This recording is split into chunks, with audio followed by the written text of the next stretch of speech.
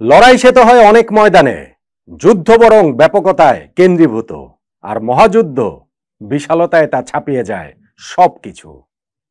ভারতের দুই কিংবদন্তি বিরাট কোহলি ও রোহিত শর্মা জাতীয় দলের জার্সি গায়ে কাঁধে কাঁধ মিলিয়ে এই রকম অনেক লড়াইয়ে অংশ নিয়েছেন, অনেক যুদ্ধ করেছেন, বেশ কিছু মহাযুদ্ধেও তারা দেশের হয়ে লড়েছেন। চ্যাম্পিয়ন্স ট্রফির ফাইনালে নিউজিল্যান্ডের বিপক্ষে এই যে আরো এক মহাযুদ্ধ, এটাই কি আন্তর্জাতিক ক্রিকেটে তাদের শেষ একসঙ্গে? এটাই কি রোহিত কোহলি জুটির শেষ মহাযুদ্ধ ভারতের জার্সি গায়ে রঙিন পোশাকে?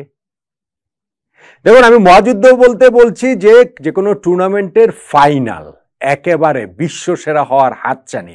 এইরকম অবস্থাতেও ভারতকে এই বিরাট কোহলি রোহিত শর্মারা নিয়ে গেছেন একবার দুইবার নয়, অনেকবার।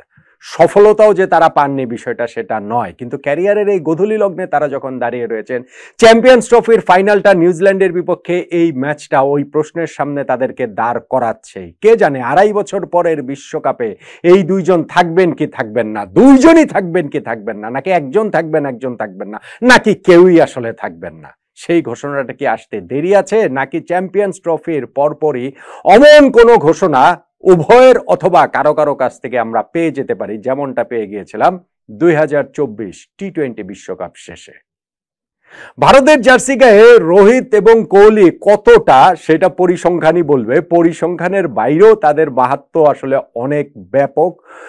এই দুইজনের আক্ষেপের একটা বড় জায়গা ছিল 2013 চ্যাম্পিয়ন্স ট্রফির পর আইসিসি ইভেন্টের আর কোনো শিরোপা ভারতকে জেতাতে না পারা। নিজেরা ব্যক্তিগত পারফরমেন্সে উজ্জ্বল, র্যাঙ্কিং এর শীর্ষে ভারতকে নিয়ে যাচ্ছেন, সব ফরম্যাটে দ্বিপাক্ষীয় সিরিজগুলোতে তারা অপ্রতিরোধ্য, কিন্তু যখনই আইসিসি ইভেন্টের কথা আসে তখনই শেষ পর্যন্ত ভারতকে আর তারা শিরোপা জেতাতে পারছিলেন না। এবং সেটা একটা দুইটা টুর্নামেন্টে না, সেটা একটা দুইটা বছরে না, দীর্ঘ 11 বছরের সেই শিরোপা খরাটা ছিল। অবশেষে যেটা ঘুচেছে গত বছর টি-20 বিশ্বকাপে ফাইনালে, সেইখানে তাদের যে জয়, সেই জয়ের পরপরই বিরাট কোহলি এবং রোহিত শর্মা টি-20 ফরম্যাট থেকে অবসরের ঘোষণা দিয়েছেন, এবং ভারতকে ওই শিরোপা জেতানোর পথে তাদের অবদানও ছিল খুবই উল্লেখযোগ্য।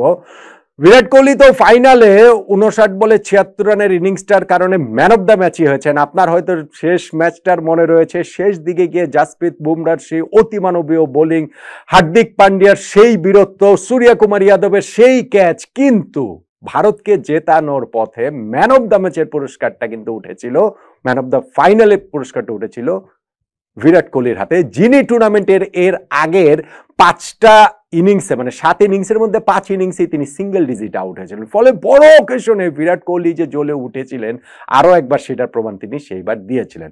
রোহিত শর্মা, তিনি ক্যাপ্টেন ছিলেন, পুরো টুর্নামেন্ট জুড়েই দুর্দান্ত ছিলেন, 257 রান করেছেন, তার চেয়ে বেশি রান টি-20 ওয়ার্ল্ড কাপের ওই আসরে করেছিলেন কেবলমাত্র আফগানিস্তানের রহমানুল্লাহ গুরবাজ। কিন্তু রোহিত শর্মার আরো বড় যে অবদানটা ছিল সেটা হচ্ছে ইম্প্যাক্ট। প্রতিটা ম্যাচে এত বিস্ফোরক শুরু ভারতকে এনে দিয়েছিলেন, প্রায় প্রতিটা ম্যাচে 156 স্ট্রাইক রেট, সেই কথাটা আসলে বলছে। সো টি-20 বিশ্বকাপের শিরোপা জেতা, 11 বছর পর আরেকটা আইসিসি ইভেন্টের শিরোপা জেতা, এই ফরম্যাটটার একটা পূর্ণতায় বিরাট কোহলি রোহিত শর্মারা অবসরের ঘোষণা দিয়ে দিয়েছিলেন। চ্যাম্পিয়ন্স ট্রফি জিতলে কি এইটা ঠিক ওইরকম পূর্ণতা হবে?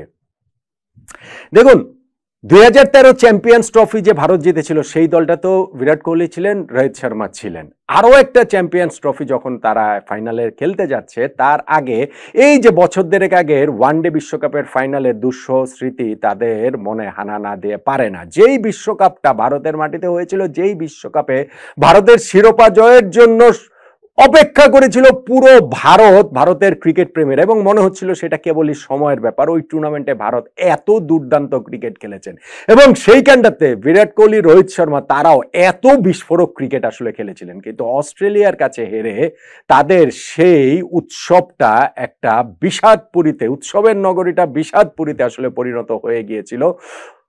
অস্ট্রেলিয়া তাদেরকে আসলে কাঁদিয়েছিল। সেই অস্ট্রেলিয়াকে হারিয়ে এইবার ফাইনালে উঠেছে ভারত। ওই 2023 ওয়ানডে ওয়ার্ল্ড কাপে বিরাট কোহলি এবং রোহিত শর্মা তাদের ব্যক্তিগত পারফরমেন্সও কিন্তু ছিল দুর্দান্ত, আলো ঝলমলে। বিরাট কোহলি তো টুর্নামেন্টের সেরা খেলোয়াড়ের পুরস্কারই পেয়েছিলেন, যদিও সেইটা ছিল অনেকটা 2014 ফুটবল বিশ্বকাপে লিওনেল মেসির সেরা খেলোয়াড়ের পুরস্কার জেতার মতো।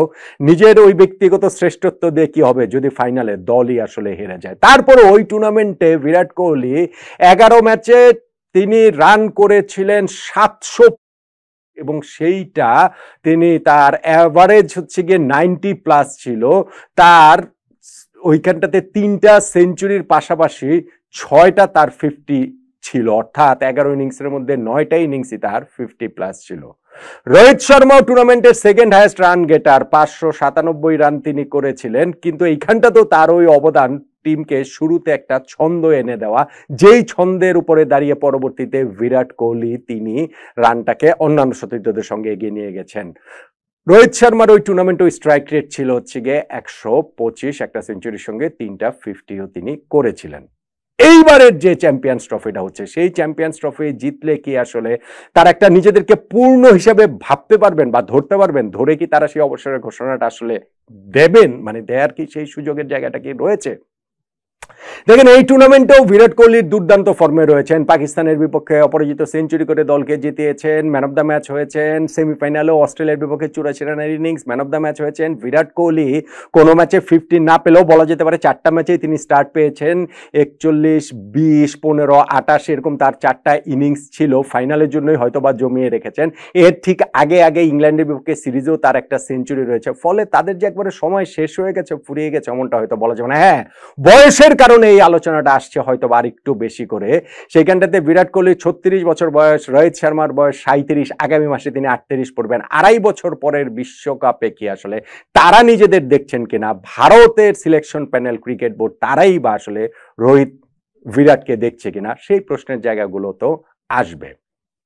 ফাইনালটা তারা জিততে চাইবে নিঃসন্দেহে, কারণ ভারতের এই জেনারেশনের ক্রিকেটাররা, রোহিত কোহলিরা যতগুলো টুর্নামেন্ট জেতা, আইসিসি ইভেন্ট জেতা উচিত ছিল বলে তারা নিজেরা মনে করেন, ততগুলো তারা আসলে জিততে পারেনি। শুধু 2024 টি20 ওয়ার্ল্ড কাপের শিরোপা জিতেছেন। ফলে এখানটাতে আরো একটা শিরোপা তো তারা ডেফিনেটলি জিততে চাইবেন, আইসিসি ইভেন্টে চ্যাম্পিয়ন্স ট্রফি নিউজিল্যান্ডের বিপক্ষে। কিন্তু এইটাই কি ওয়ানডের পথ চলাটা থামিয়ে দেওয়ার আরেকটা যথার্থ সময় কিনা?